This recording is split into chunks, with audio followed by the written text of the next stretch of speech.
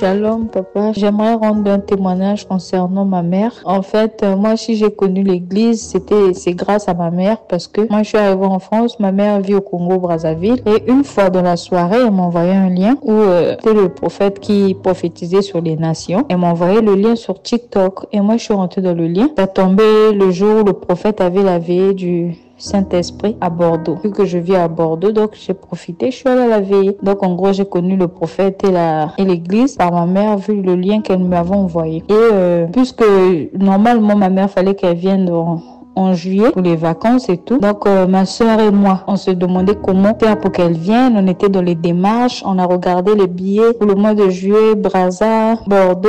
C'était dans plus de 1800 euros. On s'est dit, mais comment on va faire pour payer le billet? Plus de 1800 euros. Il fallait faire le papier d'hébergement. Donc on était déjà dans les démarches et puis on se demandait en fait comment on va faire pour payer le billet, tout ça, comment on va s'arranger. Ma soeur et moi, on commençait à stresser. Et une fois, ma mère m'appelle, elle me dit, tiens, à mon boulot là, puisqu'elle est dans une ONG, à mon boulot, il y a une formation pour la France. Normalement, il y a une de mes collègues qui devait partir, mais le chef de ma mère a appelé ma mère en aparté dans son bureau, lui a dit, écoute, il y a l'autre qui devait partir en France pour la formation, mais elle n'a pas de passeport. Son passeport n'est pas encore sorti. Donc, moi, je te mets de la liste, tu pars à la place de l'autre collègue. Oh, ma mère était même surprise. Elle a dit, ah bon, d'accord. Après, ma mère nous appelle pour nous dire, non, finalement, j'ai eu une formation en France. Donc, les gens de la formation, c'est eux qui vont prendre tout en charge. Que ce soit le billet, le logement, l'assurance maladie, ils prennent tout en charge. Donc, vous n'allez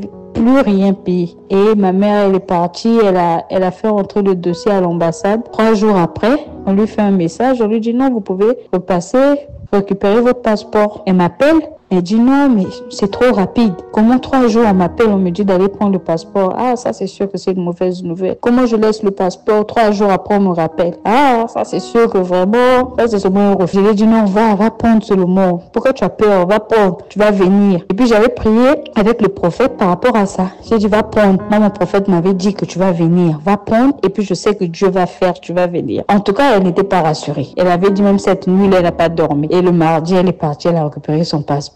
Par la grâce de Dieu, elle a eu son visa de 3 mois. On était dans la joie, on est toujours dans la joie parce que un voyage où nous on se disait que c'est nous qui allions tout prendre en charge, mais finalement on n'a rien pris, mais rien pris en charge. C'est Dieu qui a pris tout en charge. Elle a eu le visa avec une facilité inexplicable. Donc on va avoir le visa, c'est comme avoir c'est comme gagner au loto. En 3 jours, l'ambassade l'a répondu. On lui a donné le visa de 3 mois. Son chef au boulot lui a dit, tu peux rester autant de temps que tu veux en France. Comme tu peux avoir les enfants, je t'accorde encore beaucoup de jours. Tu peux rester, ne te dérange pas. Donc, je voulais rendre grâce à Dieu par rapport à ça. Vraiment, pour nous, je sais pas, c'est plus qu'une grâce, c'est un cadeau de rendre gloire à Dieu par rapport à ça.